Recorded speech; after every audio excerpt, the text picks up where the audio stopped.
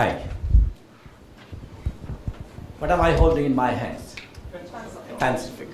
If I say to you, pencil to power, what does it mean to you? The word pencil to power. Anything comes to mind? I'm sorry? Literacy, yes. Anything else?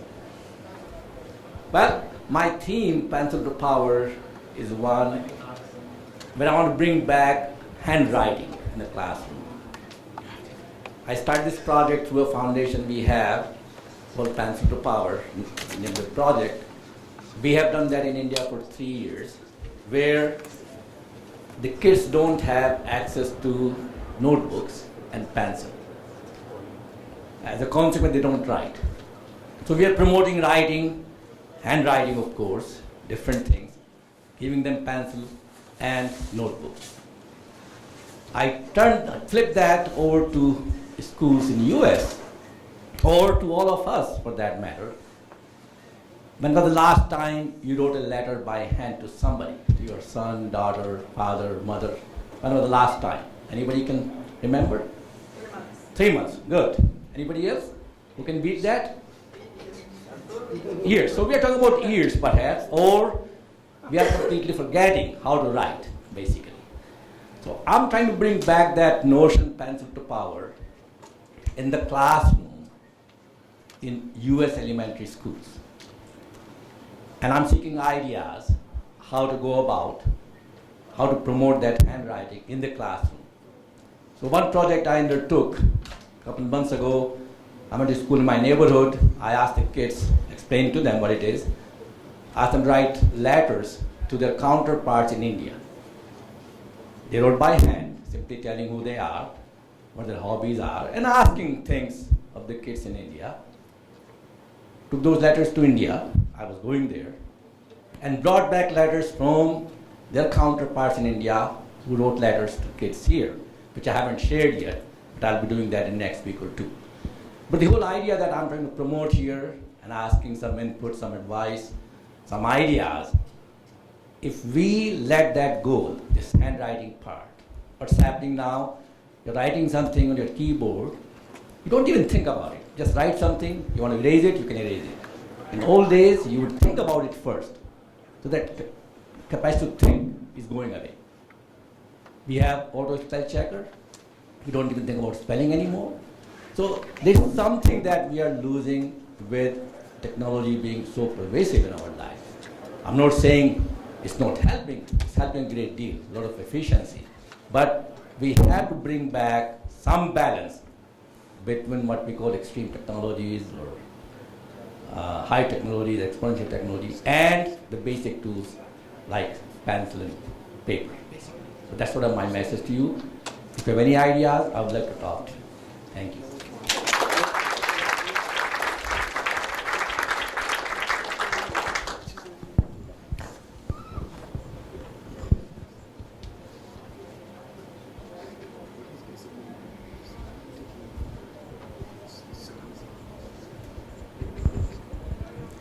Hi, everybody.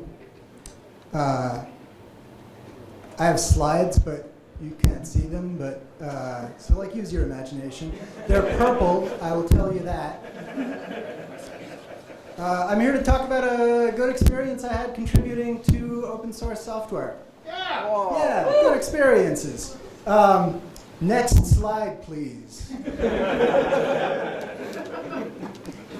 Specifically, I contributed to the Gatsby project. If you don't know what Gatsby is, it's not important, but I feel like I should talk about it a little anyway. Somebody from the Gatsby project says it's a tool or framework to build progressive web apps that are served as static assets. All right, that's all I really had. I was interested in it.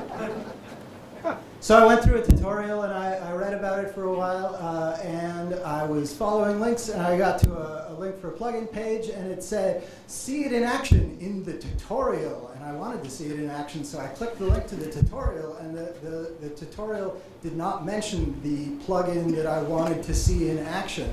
That was very distressing to me, except that I had already seen the other page in the tutorial that had it in action. It was just a broken link, it was just a broken link.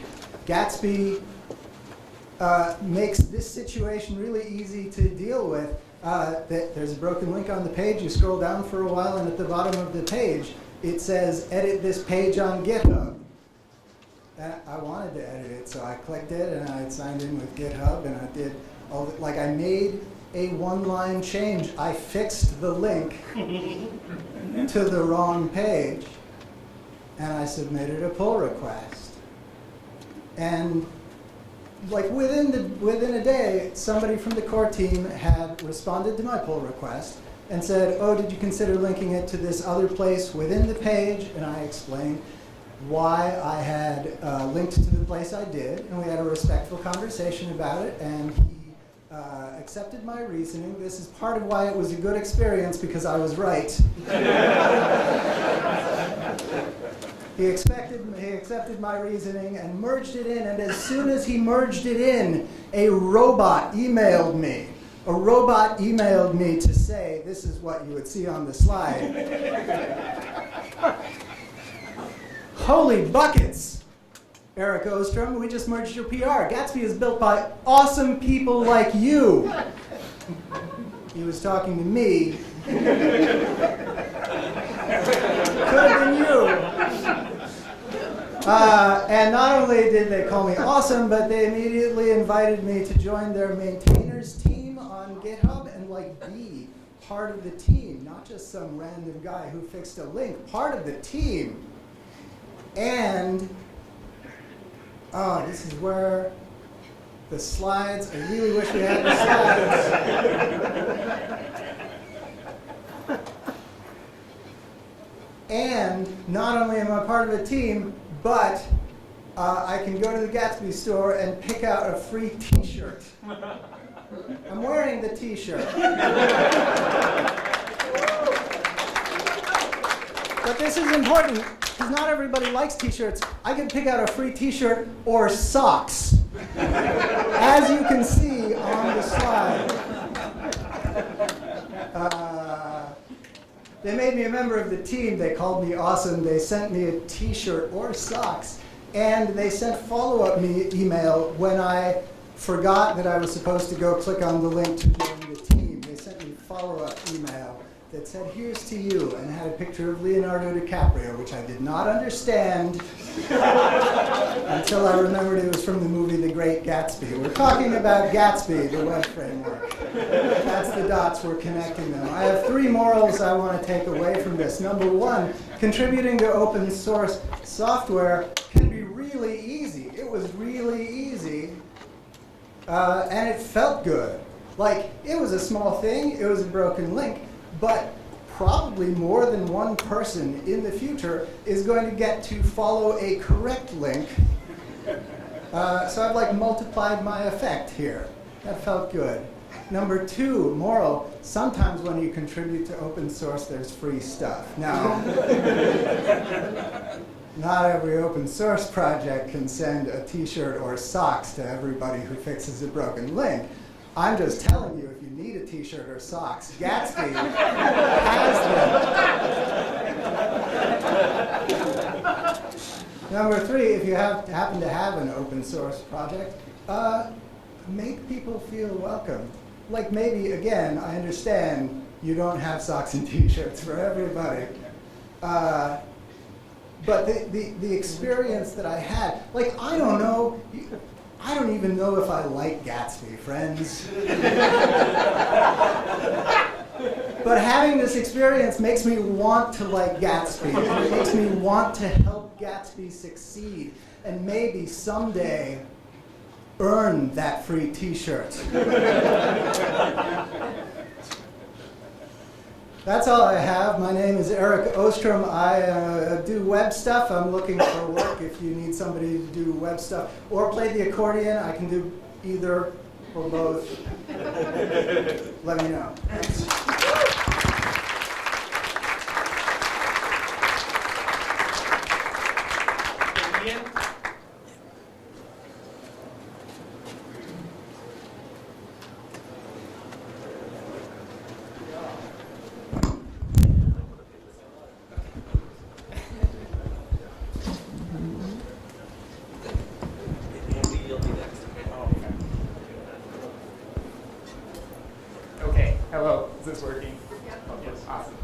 I mean, I was trying to think about things that I could talk about in 1 minute, and I think it might be 2 minutes, but we'll see.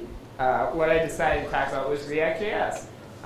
React.js, for those of you who don't do web development, is the future of JavaScript. It is the replacement for the past series of many other futures of JavaScript that didn't actually become the future of JavaScript. But this one is totally going to stick. It'll be fine, I promise. And one of the reasons I'm only talking for 1 to 2 minutes is because I figure you all don't really need to hear the details of this, especially those of you who don't know or care about React.js. But the other thing I want to talk about is regret. So is that another JavaScript framework? Regret.js is next, I think, probably after. So I've got this client, and we're probably about 3 years into a really big investment in React. And React is really quite nice. It's nicer than all of the other things that came before it. And we've tried really hard. We've tried to do the right thing, and we haven't actually made any huge mistakes. But I still just every day I feel regret about it. We're on our third total revision of how the data is modeled, and each of those revisions is basically involved starting all over and using a whole bunch of different packages. And we're a major version out of date right now, and any day now I think will be 2 major versions out of date.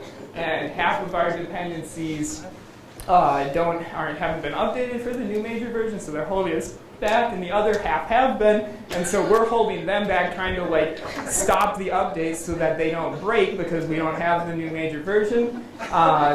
And our testing, our test coverage is just kind of declining steadily, and really every metric of how you would measure code maintainability, that sort of thing, is just kind of all headed downhill. And so every day I open this up and I feel regret. And at this point I'm questioning if it was even worth investment at all into this.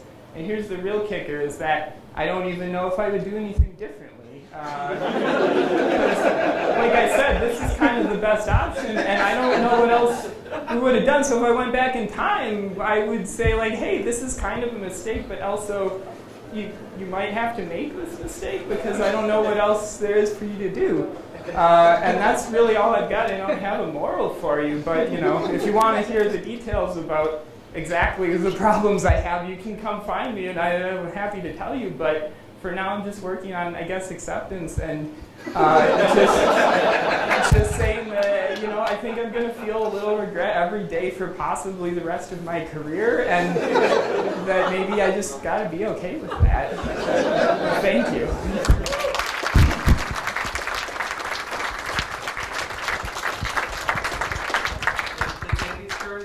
Lemon, I think you're next. Oh, I'm next. Okay. If you want to plug in, What? No. He's next after me. Yeah, after. Sorry. Next. Oh, shit. Sorry. Sorry. It was ambiguous next. I said I would talk for 2 minutes. I'll just start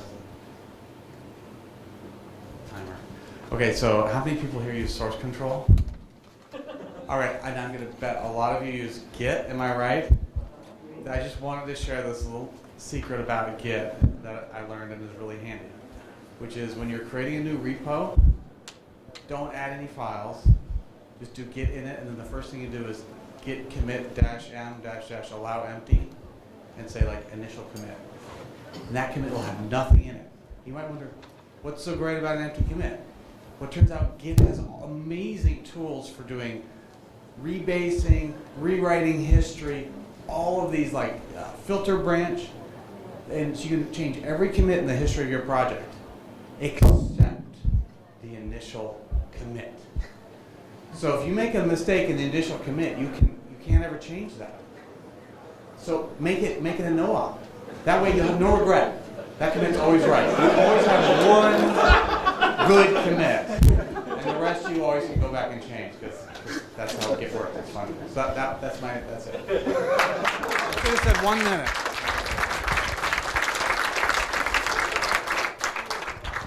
That's fantastic. So you can keep the entire recall the same and change from React to something. Makes us regret. Yeah.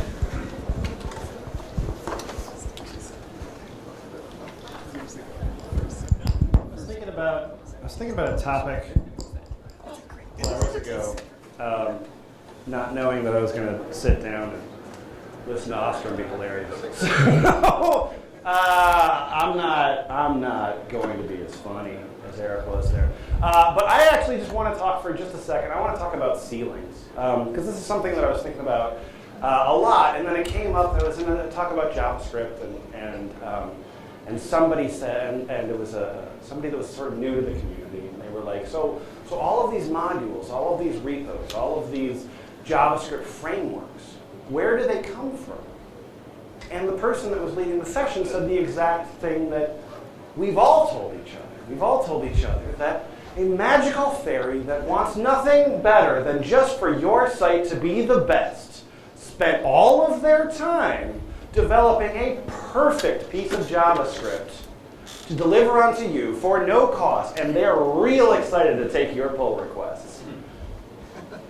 There's a germ to that makes sense. There's a germ to that is something that we should tell each other, but there's also some sense of reality that we need to start accepting about these JavaScript packages. We need to accept the fact that when Google pushes Angular, they're pushing Angular for Google's reason. That when Facebook pushes React, they're pushing React for their own reasons. And we also need to accept that these frameworks are terrific, and some of them are very cool, and sometimes stuff's broken because these developers are kind of sick of it. I've been using Pug, the HTML preprocessor, for a couple of years. Pug is good. Pug is fun. Pug is good to write in. The guy that wrote Pug does not want your commits. He does not want you to interrupt his sleep schedule because he's just a guy that made a language. So that's one of the things that I just want us to kind of think about in this ecosystem that we live in, is that, yes, of course, these things are out there, and the idea of open source as a default option is something that we should accept. We should accept open sources as the way that companies like Microsoft and IBM participate. But we also have to understand that their vested interests are not necessarily your vested interests, and what you think a GitHub repo should be is not what the maintainer thinks it should be. That's all I have. Thank you.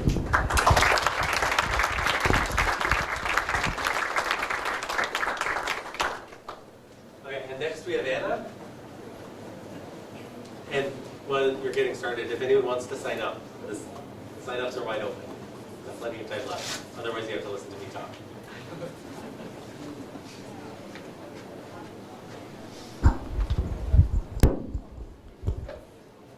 Awesome.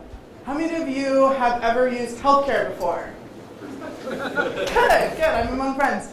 So I went to school, bio-pre-med, healthcare administration, and I spent time working on an ambulance, doing public health in Guatemala, pretending I was Mother Teresa and saving the world of all evil and sickness in the world. And then I decided to take a philosophy class, changed my life forever, like most philosophy classes do. And I started to question all of the things we do in healthcare. And I ended up going into a space of saying, okay, I want to fix the healthcare system. So I graduated, naive, and saying, I'm going to go fix healthcare in America. How many of you think I'm crazy? Okay. How many of you are like, yeah, go for it? How many are like, of course we can fix healthcare in America? Okay, that's good. So I ended up not being able to get a job right away fixing healthcare in America. And instead I'm doing the best I can. I'm going to put a caveat. Yes, I do work for Blue Cross. None of the things I'm saying has any representation of the brand. So with that out to that, what I wanted to really talk about today was what we can do to actually get to a point where we could actually fix healthcare in America. And it's not going to be one person, it's not going to be one solution, but what would it look like if we wanted to start trying to do that? What if we wanted to take people from other areas who use healthcare, but they don't necessarily work in that industry, and they could use their skill sets to fix it? What would that world look like? So I'm going to pause for a second. I'm going to go talk about a company called Lemonade. It's a property casualty insurance company. Anyone heard of it? You should all look it up. They're really doing some interesting things. They're flipping insurance on its head. Basically, the structure is a Corp B, so you pay premiums. They take 10%, 20% for operating costs. Any money that you do not need for claims, you give to a charity for that year. This is kind of an interesting structure. One of the things that they are doing is they have a GitHub open-sourced policy document. How many of you have read your auto insurance or home insurance policies lately? Yeah. Did you know there's a company in Georgia that gave someone $10,000 for finding the line, email us, and get $10,000? I'm not kidding, that's a real thing. I think insurance has a problem because they had to incentivize someone with a lot of money to have them read a policy document, because nobody wants to read policy documents. So what I found interesting was Lemonade has this Policy 2.0, and it's a GitHub for you to be able to open source write an insurance policy document. I think that's crazy. For anyone that's not a developer, and the people that I talk to about this that have no idea what GitHub is or open source, this just goes straight over their head. Because I don't get this idea of like having a community and collaborating and us trying to make things easier and better and using a diverse group of individuals that have different things to feed into it. And so I thought it was really interesting. Not many people have committed anything to this Policy 2.0, but I find it really interesting because what if that was the future? What if a bunch of people could come together and write a better health insurance policy document? What if we put in things where it's like, oh, when you're telling me my limit, make a link here so I can go change my limit. Things like that. So with that kind of as an idea or a case study, I'm looking for anyone that's interested in helping me fix healthcare in America, but specifically, if you've ever heard of the song, I believe it's by Kid Rock, I could be wrong, but it's How a Bill Became Law. Anyone familiar? Right? Like How a Bill Became Law, and it's a great song. Yeah, well, yeah, okay. What if I were to write a song on how does a doctor bill get paid? Right? So I'm going to go through it briefly. Anyone else that knows more about healthcare than I do, probably not going to be 100% correct. So you go into the doctor's office. So I'm going to, by the way, I'm a UXer, journey mapper, so we're going to go on a little journey. So we're going to start over on this side, just like all journey maps do. So I come into the doctor. I'm a patient. I have a doctor visit. I have a sinus infection. It's Thanksgiving Day, and I have to go to an emergency room. The doctor takes the notes. He either will verbally say it into his scripting and gets transcribed, or he will type in and check a bunch of boxes in the EHR. There's a billing person. That billing person looks at what just happened and says, okay, you went to a doctor visit. Are you an existing patient? Are you a current patient? You're an existing patient? Okay. You get this section of code. There's 5 codes that I could code this doctor visit at. And it's based off of 6 to 7 different things. How many medical issues did you have? Did you have to do an intense exam? Was there multiple issues that required multiple exams? Was there any tests? Did I need any help from the nurse? There's about 6 to 7 of those. Based on where you rank it, of how hard or easy, it eventually gets to something in the middle, and that's the billing code. That billing code now goes to the hospital billing system. Hospital billing system says, hey, this is how much money someone should pay us. This then gets submitted to the claims. It goes into the insurance company. Anyone bored yet or interested? Yeah, still got you? Okay. Then this goes into the insurance policy. The insurance policy says, hey, can this be auto-adjudicated? Meaning auto-processed, or do we need to have someone look at it? I don't know, let's try auto-adjudication. Yeah, generally speaking, we'll pay for a sinus infection visit. Does it need to be reviewed? Nope. Great, now we need to look at the contracts. I'm gonna pause, because we're gonna get into a bunch of crap about insurance. Hey, on this end over here, I'm gonna get a bill, and I'm gonna get an EOB, an explanation of benefits from our insurance provider. Do they match up, do they not? Do I even know what I bought? Wait, it says that I was an existing patient. So because I'm a CPT code nerd, I went and looked up the codes, and I was an existing patient, 2 questions, and there was additional help. Do you know what actually happened? I said, I think I have strep. The nurse came in and swabbed the back of my throat, and they said, yep, and now I was. There was not an extensive exam. I was not an existing patient, and no one helped. Heck, I could have swabbed the back of my throat. So one of the things that I wanted to share was, one, just kind of like what that looks like. If I were to publish to YouTube how a doctor bill got paid in the same way that we did how a bill became law, how many of you in the world do you think that you would be more interested in solving things in healthcare? That's okay, it's okay, you don't have to. But for me, what I'm interested in is what does it look like if we actually knew what happened? And what if we knew kind of what the story was and the differences between the two? Does that transparency activate others in the community that would then be interested in trying to fix some things? What if something along this way could be innovated?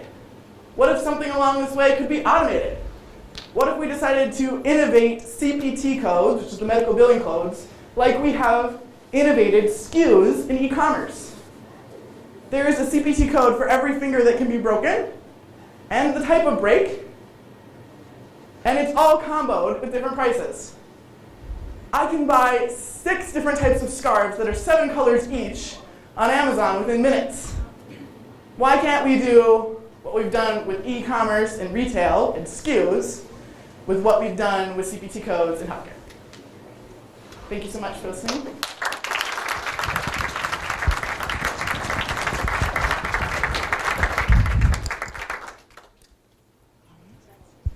Cool. I think Dan Liu is next.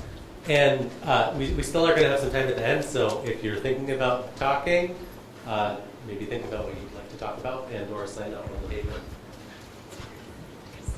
You can talk about anything you want. I'm about to prove that now. So last night I had a dream. No. I'm just here because I was like, hey, there's probably not enough signups on this thing, which there aren't at the moment. I would like to ask all the developers in the room to please, if you write a bug in your code, let it crash and burn your app. Don't cover it up, don't paper it up, because this causes 2 serious problems. The first is, maybe you don't view this as a problem, but you have a 100% success rate in your app. No one's ever crashed your app. Except for that, you've got a million bugs you had no idea they existed. So that's problem number 1. That's a problem for you. But the bigger problem for me is that my wife is very technical. Like, she's very good at the software stuff, but she's not a software developer. And it crushes me every time she goes to a website, and a website doesn't work, and she has to ask me, did I do something wrong? And if that website crashed and burned and threw an exception that said, we fucked up, that would make everyone's life so much better. Because I imagine that there's billions of people out there using buggy software, and they keep asking themselves, did I do something wrong with the software? So anyways, let it crash and burn. That's all.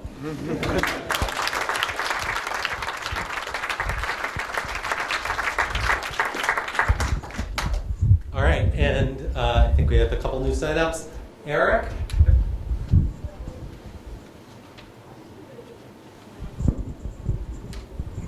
Hi, I'm Eric Hobo. I'm a software test engineer for Caterpillar. I'm going to bring up documentation. If anyone's a programmer, tester, or anything, write documentation. It's the hardest thing. When I just started my job 6 months ago, and I keep on running into new programs and working with equipment I've never seen the programming before, and they are like, oh, we don't have any documentation for this, you just learn how to do it. I'm like, how long does it take to learn how to do this? They're like, oh, a year. Year and a half, maybe. You'll be competent around that. I'm like, well, I could read all the documentation, but you don't have it.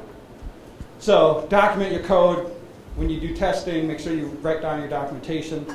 If you're writing something simple and you do it over and over again, if you have documentation, you can start seeing the trends, and you can actually write it in so you have a checklist so you don't miss anything. All right, now that I'm done with documentation, I'm going to bring up volunteering. I volunteer at the Renaissance Festival for a nonprofit organization. It doesn't take a lot of time out of my schedule. Actually, now it takes way more time than it did when I started. But just simple volunteering at something helps out people a ton. So if you have a little bit of spare time or you want to meet people, it's great to volunteer somewhere, because then you meet new people, you get to experience new things, and if you don't like it, you don't have to do it again. But volunteering is really great. That's it. Cool.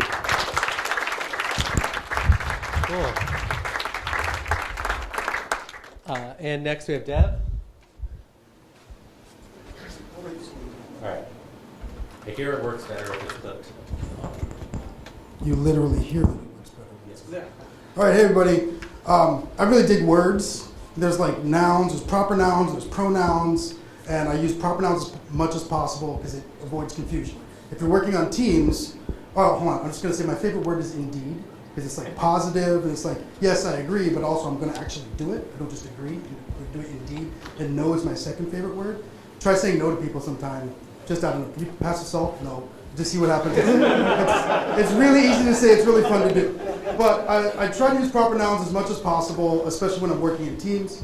I've been a project manager and like tech director and stuff like that. And there's a word that people use pronoun-ish all the time on teams, which drives me crazy, which is done. It's done. What does done mean to you? what does done mean to you? Just think about the positions that you have on your team. What does done mean to you? And if you say at a meeting, it's done, are you in QA? Are you a developer? Are you a designer? It's a completely different thing. So refer to them by what stage they would be if a bill is getting paid, or on your Scrum board, it's done in this column, or even you can just say it's ready for testing, or I'm done with it, or it is done with development, or it has been merged to local, or it has been merged to master, or something like that. That small bit of language change can make a huge difference in how much your team, first of all, is like how efficient they are, but also how much you trust one another, because it eliminates a lot of that misunderstanding. And when you have a team that trusts one another and communicates better, everything gets better, and you can spend more time like playing volleyball or whatever the hell it is you like to do on the weekends. All right, I'm done.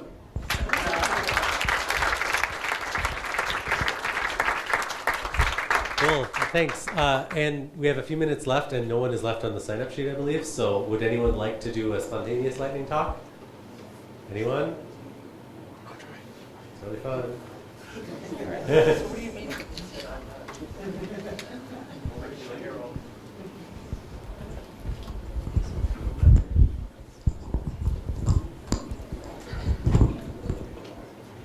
Hi, my name is Robert Mason. I just want to advocate for building things with your hands. I write a lot of code. I write a lot of code in my free time, and I find myself like my eyes get glazed over and I get like bags under my eyes. I'm tired all the time. I'm not motivated to talk to other people. And then I discovered this website called animatedknots.com. If you've never been there, it's one of the greatest websites of all time. It is literally just videos of how to tie knots. I bought a whole bunch of rope and started tying knots into this rope to make toys for my dog. And it is one of the most rewarding things, and it's stupid, and it doesn't take much time, and there are almost no resources involved.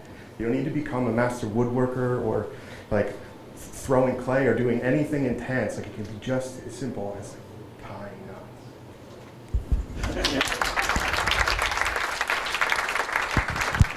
Cool. I've got something I can show everyone for just 30 seconds while anyone else is thinking about something they might want to talk about.